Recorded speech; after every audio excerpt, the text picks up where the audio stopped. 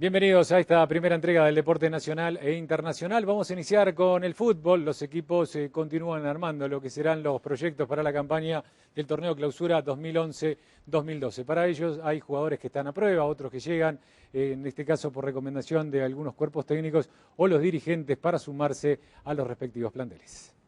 En pleno inicio de reacondicionamiento físico en el plantel de Municipal de cara al torneo Clausura, el defensor Hamilton López presentó problemas de meniscos en su rodilla derecha y hoy fue sometido a un examen médico que determinará si el zaguero del equipo campeón va camino al quirófano por una de las lesiones más frecuentes en atletas que practican el fútbol.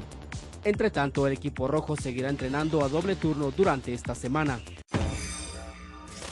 El Deportivo Petapa, que terminó en el último lugar en la tabla de posiciones del torneo Apertura, se quedó sin los servicios del delantero hondureño Milton Palacios.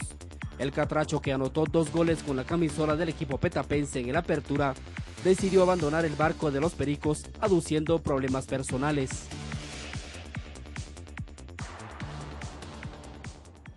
Muy bien, ahora es tiempo de compartir con ustedes la información deportiva internacional. Vamos a iniciar con una de las figuras del fútbol mundial, en este caso con Cristiano Ronaldo, lo mismo que con Alexandro Del Piero, las imágenes para un premio que recibieron estos futbolistas. Se trata de Cristiano Ronaldo y Alexandro Del Piero, que fueron premiados en la gala de los premios Globe Soccer de la Conferencia Internacional de Deportes que se celebra entre hoy y mañana en Dubái. Cristiano recibió un galardón por ser el futbolista del año con mayor número de goles múltiples, dobletes y tripletes entre ellos, mientras que Del Piero resultó premiado por toda una trayectoria en el mundo del fútbol. Globe Soccer es una conferencia anual organizada por los agentes del fútbol mundial. Iker Casillas sufrió una intoxicación alimenticia por ingesta de marisco que dejó su cara casi reconocible. Esa imagen del madridista no hizo que perdiera el buen humor antes del partido benéfico que organizó en el Palacio de los Deportes de Madrid. Víctima de una reacción alérgica a causa de una ingesta de marisco, tal y como declaró, tenía todo su rostro hinchado y sus ojos casi estaban cerrados por esta inflamación. Pese a este reconocible aspecto, Casillas no perdió su sonrisa y el buen sentido del humor y dio inicio a este partido entre futbolistas y famosos, como decíamos, en el Palacio de los Deportes este día en Madrid.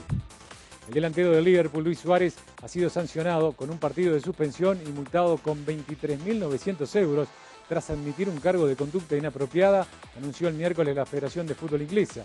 El jugador uruguayo también recibió una advertencia de la Federación sobre su conducta en el futuro tras un incidente ocurrido durante un partido disputado contra el Fulham el pasado 5 de diciembre. El cargo hace referencia a una fotografía que muestra a Suárez aparentemente haciendo un gesto ofensivo con un dedo a los aficionados del Fulham.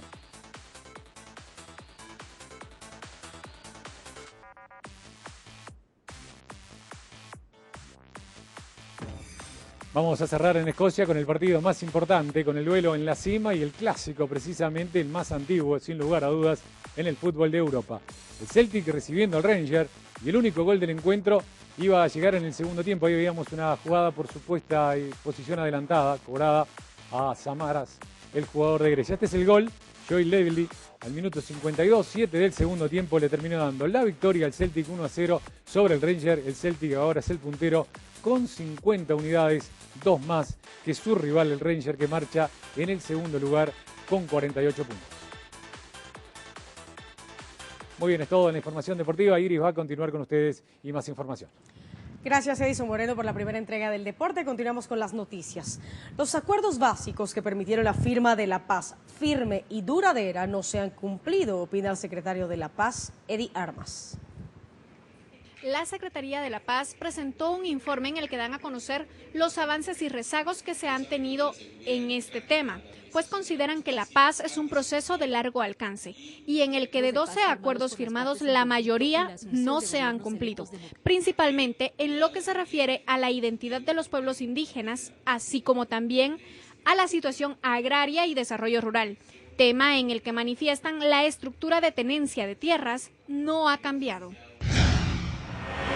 Ha habido toda una política, diríamos, de atención a las economías excedentarias.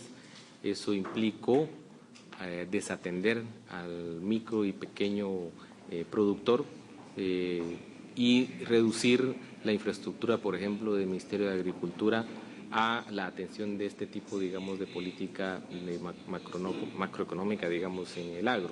Con relación a los 800.000 quetzales que la CEPAS invertirá en los actos conmemorativos del 15 aniversario de la firma de la paz, los cuales están distantes de su esencia, y aunque la población guatemalteca considera que la guerra no ha terminado, sino que únicamente cambió de nombre, Eddie Armas indicó que estos actos simbolizan que en su momento Guatemala fue capaz de sentarse a dialogar para resolver los problemas de la época. Hay que valorar ese tránsito hacia la democracia. Si la democracia no ha funcionado es porque la clase política del país ha estado centrada, diríamos, en atender intereses de grupo y no intereses de país. Por lo tanto, diríamos, conmemorar 15 años es un hecho significativo y es un mensaje a las nuevas generaciones que de alguna otra manera tuvimos la capacidad como país de sentarnos en esa oportunidad a resolver los problemas. Y a 15 años del cese al conflicto armado interno, secuestros, extorsiones y robos a bancos forman parte de la secuela que dejó la firma de la paz firme y duradera, opina el sindicalista Juan Ramón Lau. Existen muchas opiniones sobre los resultados de la firma de la paz entre la guerrilla y el ejército de Guatemala, convenio firmado en 1996. Para el sector justicia, la firma de este convenio representó el aumento de más casos de plagio o secuestros, robos a bancos y por supuesto el narcotráfico.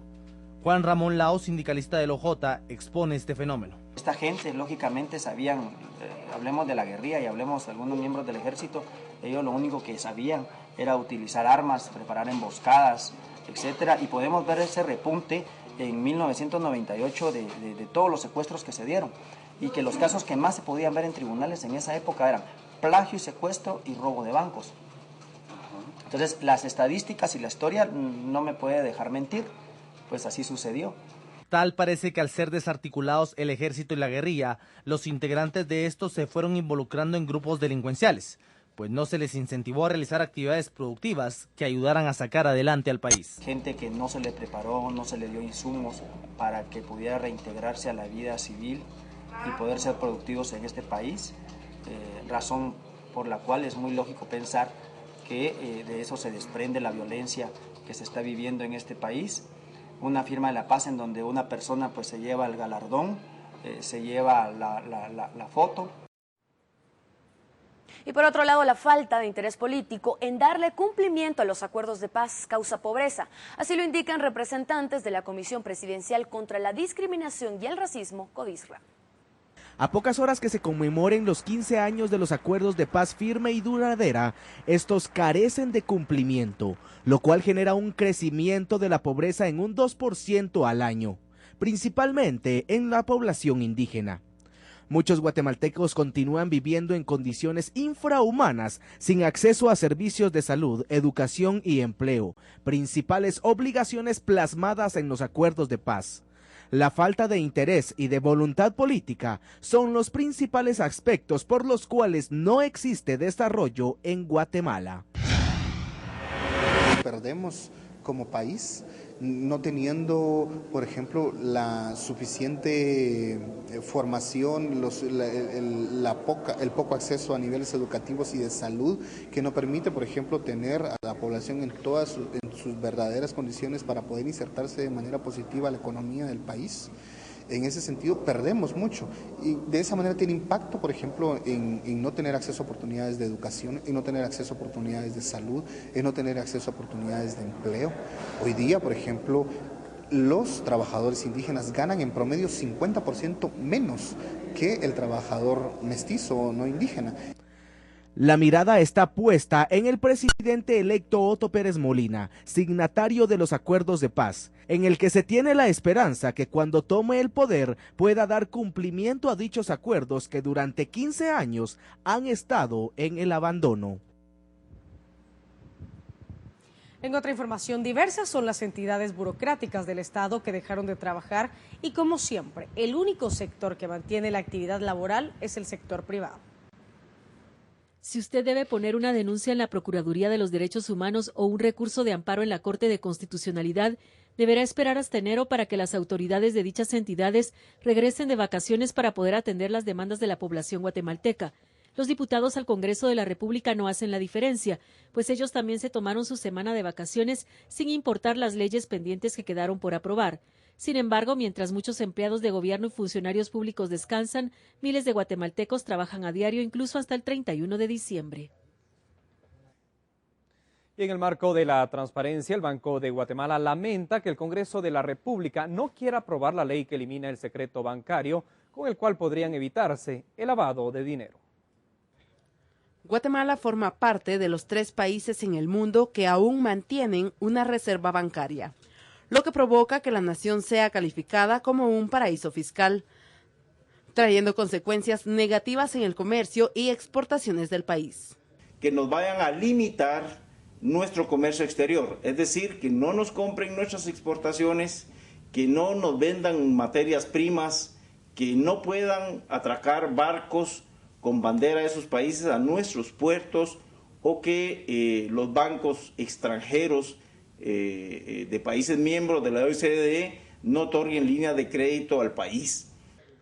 La iniciativa de ley del secreto bancario cumplirá en enero un año de estar en las oficinas del Congreso de la República. A pesar que ya cuenta con dictamen favorable de la Comisión de Economía, hace falta voluntad política de los diputados para aprobar dicha normativa, que evitará la evasión fiscal y ayudará a tener una mayor recaudación de impuestos.